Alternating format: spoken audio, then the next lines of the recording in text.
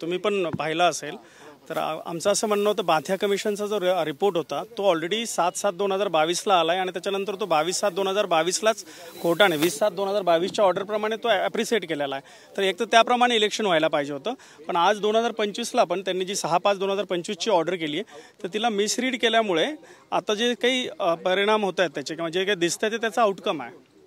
पण सर या सगळ्यामध्ये आता मुळात ओबीसीचं आरक्षणाचं काय होणार किंवा पुन्हा एकदा या सगळ्यामुळे निवडणुका लांबणीवर पडणार? नाही, ऑलरेडी आजचं जे काही झालं म्हणजे आजची जी चर्चा झाली कोर्टामध्ये त्याच्यातून असं दिसतंय की स्टेटने असं स्पेसिफिक स्टेटमेंट केलं की जिल्हा परिषद, पंचायत समिती आणि कॉर्पोरेशनचं इलेक्शन तर आत्ता ते काही त्याच्या बाबतीत काही डिसिजन घेतील असं दिसत नाहीये.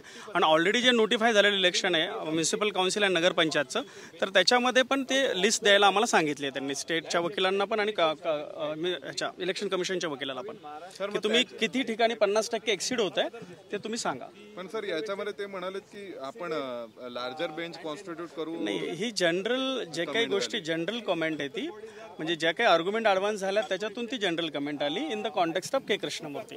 परंतु या सगळ्यामध्ये राज्य निवडणूक आयोगाने असं म्हटलं का की तुम्ही आम्हाला स्पष्टता द्या की आम्ही कशा प्रकारे निवडणुका घ्यायच्यात, म्हणजे कुठेतरी ओबीसीच्या असं कोर्टाकडनं ऍक्च्युली काय होत आहे, सब्जेक्ट टू आउटकमला थोडंसं मिसरीड केलं जातं, मिसइंटरप्रिट केलं जात आहे. कारण आमचं आर्ग्युमेंटच हे होतं, कारण तुम्ही अगोदर चूक करायची आणि परत ती चूक सब्जेक्ट टू आउटकम खाली हे करायची, परत त्याच्या जस्टिफाय करायची. त्यापेक्षा तुम्ही इलेक्शनच जे काही कॉन्स्टिट्युशनल मॅन्डेट आहे किंवा जो ट्रिपल टेस्टचं जजमेंट आहे त्याप्रमाणे घ्या.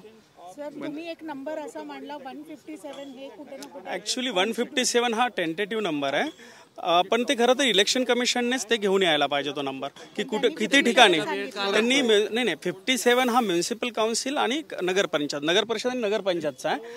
आम्ही नाही, पण आमच्यापैकी एका जणांनी जो 157 दिलाय तो त्यांची असेसमेंट आहे, ते हे नाही आहे, ऑथेंटिक नाही आहे, ते टेंटेटिव्ह. इलेक्शन कमिशनचा नाही, इलेक्शन कमिशनने नाही, पण जनरली आमच्याकडे पण एक असा डाटा आहे टेंटेटिव्ह की ती 32 जागापैकी जिल्हा परिषदच्या 20 ठिकाणी 50% एक्सीड होत आहे आणि म्युन्सिपल काउन्सिलमध्ये तर इलेक्शन कमिशनच घेऊन आलं की 57 ठिकाणी एक्सीड होत आहे. पण सगळ्यामध्ये एक मुद्दा असा आहे की निवडणूक आयोगाकडून जे म्हटलं जाते त्यामुळे दोन मुद्दे, एकतर ओबीसीच्या आरक्षणाला किती टक्के मिळणार हा मुद्दा निर्माण झालाय, प्रश्न निर्माण झालाय. नाही, मग त्यामुळेच बांथिया नाही ओबीसी हे खरं तर ना, म्हणजे बाथिया कमिशनचा रिपोर्ट एकदा 3 जजेस बेंचने ऍक्सेप्ट केला, कारण आमची ओपनिंगच आर्ग्युमेंट ती होती. 3 जजेस बेंचने एकदा बाथिया कमिशन जर ऍक्सेप्ट केलंय आणि गव्हर्नमेंटने पण ते मान्य केलं किंवा गव्हर्नमेंटनेच कॉन्स्टिट्यूट केलेलं कमिशन आहे, तर तुम्ही त्या रिपोर्टप्रमाणे इलेक्शन घ्या. इनफॅक्ट ग्रामपंचायतच्या इलेक्शन झाल्यात महाराष्ट्रामध्ये, म्हणजे काही ठिकाणी बाथिया कमिशन प्रमाणे. एकतर ओबीसी तुम्ही 50%चं जे काही आहे की कृष्णमूर्ती, त्या ट्रिपल टेस्टच्या जजमेंट नंतर बाथिया कमिशन आलं, त्याचा रिपोर्ट ऍक्सेप्ट केला आणि तो तुम्ही इम्प्लिमेंट करायला पाहिजे होता. आता हे काही चॅलेंज आहे की बाथिया कमिशनलाच रिपोर्टला चॅलेंज आहे, तर बाथिया कमिशनच्या रिपोर्टची चॅलेंज ती डिसाईड होत राहील ना जेव्हा होईल तेव्हा. त्यामुळे इलेक्शन वेटीस धरणं गरजेचं नव्हतं.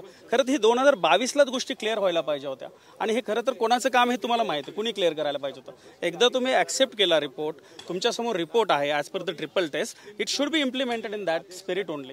पण ते तुम्ही तो इम्प्लिमेंट नाही केला आणि now you are coming with report जर ऍक्सेप्ट न करता राज्यामध्ये नाही ऍक्सेप्ट नाही सी बाथिया कमिशनचा रिपोर्ट अंडर चॅलेंज आहे, ठीक आहे.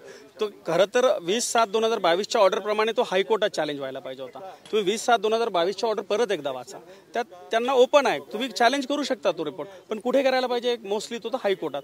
पण हे राहुल रमेश वाघचं पिटिशन जे की इंट्रीम ऑर्डरच्या अगेन्स्ट असून सुद्धा इतके दिवस पेंडिंग आहे, सगळे मॅटर त्यासोबत टॅग होत आहेत, बऱ्याचदा कॅज्युअली होत असतील, तर त्यामुळे खरं तर ह्याचं पण व्हायला पाहिजे. जर बांटिया कमिशनचा अहवालच जर नाकारला तर राज्यामध्ये त्यावेळेस ओबीसी आरक्षणच शिल्लक राहत नाही. पण बांटिया कमिशनचा रिपोर्ट ऍक्सेप्ट झालाय ना, आणि तो ऍक्सेप्ट करून कोर्टाने पण ऍप्रिशिएट केला आणि कोर्टाने डायरेक्शन दिले की तुम्ही इलेक्शन त्याप्रमाणे घ्या. ते जर 2022ला असतं तर तुम्ही त्या पद्धतीने इलेक्शन घ्यायला पाहिजे होते. आता ओबीसी आणि जनरलचं जे काही अशी काही कन्फ्लिक्ट नाही आहे, ती बॅलन्स करायची तर तुम्ही बाथिया कमिशन प्रमाणे करू शकता. बाथिया कमिशनला जे चॅलेंज केलं जातं तेच मुळात चुकीचं आहे असं नाही असं नाही माझं म्हणणं. बाथिया कमिशनला जी काही चॅलेंज केलं ती चॅलेंज डिसाईड होत राहील, त्याला कदाचित 10 वर्ष लागतील, 5 वर्ष लागतील, पण त्यामुळे तुम्ही इलेक्शन वेटीस धरणं बाथिया कमिशनचा रिपोर्ट असताना, ट्रिपल टेस्टचं जजमेंट असताना, म्हणजे हे समजण्याच्या पलीकडचं आहे. म्हणजे हे असं कसं असू शकतं. आज पूर्ण सुनावणी ऐकली, काय वाटतंय वर्तमान ज्या निवडणुका आहेत अशा सुरू राहील नाही मोस्टली ढकललं जाईल? नाही मीन्स इलेक्शन कमिशनच्या वकिलांचं बोलणं आणि जजेसचे पण जे काही म्हणजे कोर्टाचं जे पण एक्सप्रेस केलं कोर्टाने त्याच्यावरून असं दिसतं की म्युन्सिपल काउन्सिल म्हणजे नगरपरिषद नगरपंचायतच्या इलेक्शन प्रोग्राम ऑलरेडी डिक्लेअर झाला आहे. त्या बाबतीत त्यांनी लिस्ट द्यायला सांगितली आहे. ती लिस्ट आल्यानंतर कोर्ट काय ओपिनियन घेतं ते पाहणं उचित राहील. म्हणजे इलेक्शन कमिशनची लिस्ट देईल जिथे 50% वर एक्सीड होत आहे लिमिट, ती लिस्ट कोर्टासमोर गेल्यानंतर क्लिअर होईल की कोर्ट कसं ओपाइन करतं, कसं एक्सप्रेस करतं.